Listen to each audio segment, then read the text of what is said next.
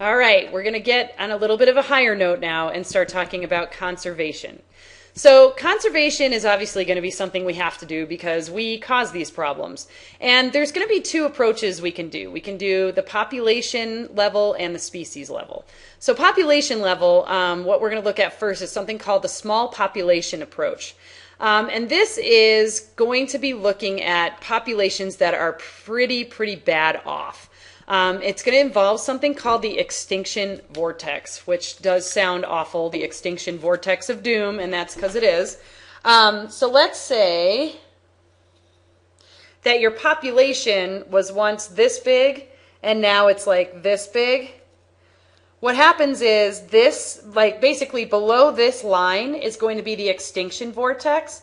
And what that's going to be is when the population is going to have inbreeding and all this bad stuff happen where it's going to just get knocked out and go extinct. Like we know it's going to go extinct. So obviously this number is going to be different depending on what type of organism we're talking about and basically what species. So what we're trying to find is going to be just above that, which is called the minimum viable population size, the MVP. And that's going to give us a number of where the population can do something to save themselves. They're still okay and can actually save themselves. So when we have an extinction vortex going on, the only thing we can do at that point is ship animals from zoos across the world, like what they're doing with the pandas and the cheetahs, to bolster their genetic diversity. But at the minimum viable population size, they are able to take care of themselves. We just need to probably do some conservation efforts. So what happens is you have a computer program, and what you can do is put in certain things like demographics of the population, how big the population is, and it will give you a PVA. And the PVA is called a population viability analysis. And that's going to give you a percent chance that that population can survive. So it'll say, okay, this has like a 20% chance. So when would you need this? This would be when you were like applying for grants to do conservation efforts, or if you were going to the government and saying something needs to be on the endangered species list, this is how you could go about it. Another one that's an important number is the effective population size. So this gives you the breeding potential of the population, and what you're doing is looking at the number of males versus females, because let's say you have all females, you're in trouble then, right? Or if you have all males, same thing. So you need to see what the ratio is of males to females and how many are at the age where they can breed and that type of thing. And that's going to give you even more direct numbers. All right. Now, what we can also do, so those ones we're talking about stuff that we could do down there. Very drastic stuff. But let's say that we are up here and we notice that the population is just declining. So that's a much safer place to be, and that's when we will do the declining population approach. So that's going to be like, okay, something is wrong, we should probably figure this out. So how do you do this? Well, first thing is that you need to confirm that they're in decline, so you need to have baseline data that you can compare that data to. Then you need to study that species history, right? You need to know what they require. Do they like a pH of 8 or do they like a pH of 6? Do they like it cold or hot? Is that what's changing, and that type of thing? Then you got to come up with possible causes of the decline. So is it because the pH is too high? Is it because it's too cold? And then you can come up with a hypothesis from that. Then what you can do is design experiments, right? You could say, well, you know, there's better populations at this latitude where it's warmer than there is at this latitude where it's colder. Maybe it's that. And then you can hopefully come up with the main cause of the decline. And then you can actually apply those results to some sort of management of that species. So that's kind of how that whole process goes. So some things that are being done that are really interesting is that there's a whole field called environmental consulting, and what they do is they basically are going to go in and try and help an area, especially if you personally screwed it up, and you have to pay them to do it. So one thing that they're going to look at are things called edges or ecotones, and ecotones are going to be where you have overlapping habitats. The reason that they're going to look at that is because they have their own kind of sort of parameters and their own specifics that are going to be a really good place where speciation can happen. And going along with that, we talked about fragmentation. And fragmentation is a huge problem. And one thing that scientists have come up with, which I think is kind of cool, is this thing called a wildlife corridor. So what this does is, let's say there's quality habitat here and there's quality habitat here, but now we've got a huge road in between. They're going to put quality habitat on this little corridor, and hopefully the organisms will use it to go across so that there isn't any, so that we can maintain gene flow and we don't have any sort of isolation genetically. Now, there are upsides and downsides to this. The downside, well, we know the upsides, but the downsides would be, well, are they really going to use this? I mean, that's a noisy road, and they do studies to figure that out and figure out what will work best for them. The other thing is, if they have a disease, now there's a way to contract that disease across. But the big one that they're having a problem with is predators. Predators are not dumb, and so what they're finding is predators are like setting up right here, like, sweet, I don't have to do any work. This is like a buffet. And then they come across and they eat them. So there's definitely going to be pluses and minuses to all these things that we're trying to do conservation-wise. Another one that is an important process in conservation is going to be what are called biodiversity hotspots. So in this picture here, these are going to show you where biodiversity hotspots are found. Now what that means is that these are areas that have a high concentration of endemic species.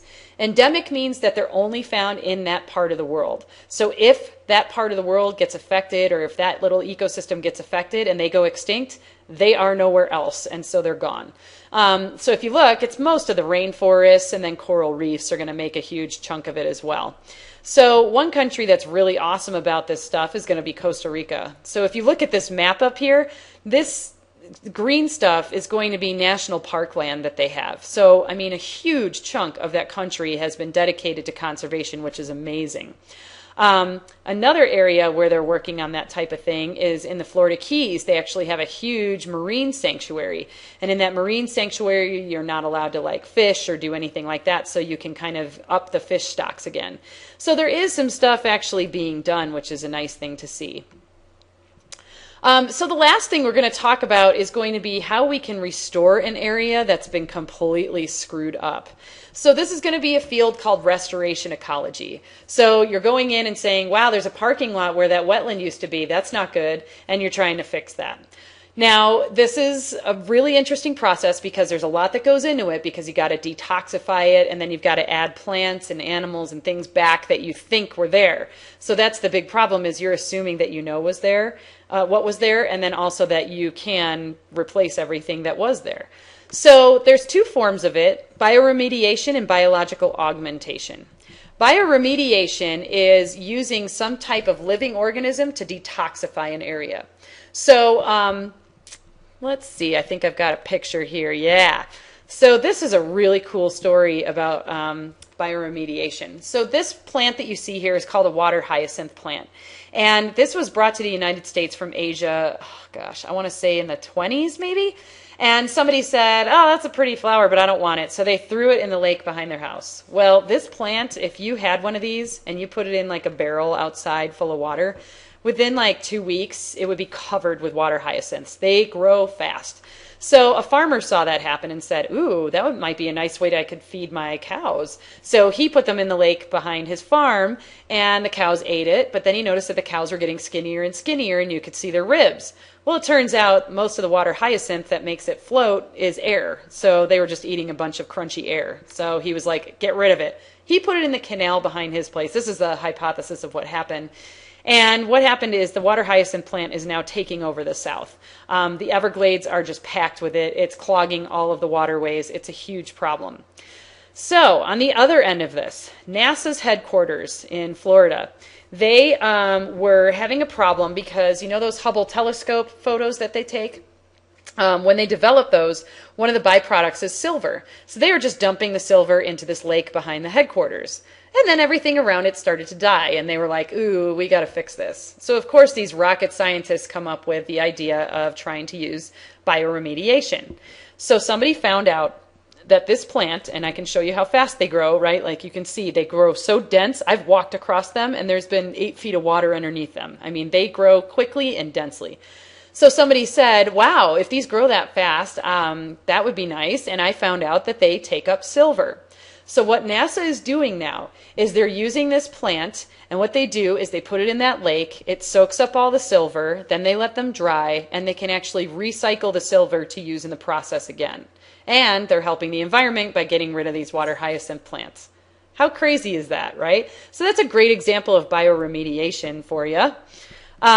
Then the last one is biological augmentation, and that's using organisms to add stuff back to the ecosystem. So, planting plants there and that type of stuff. So here you can see a picture of a wetland that was completely screwed up where it was filled in by a company.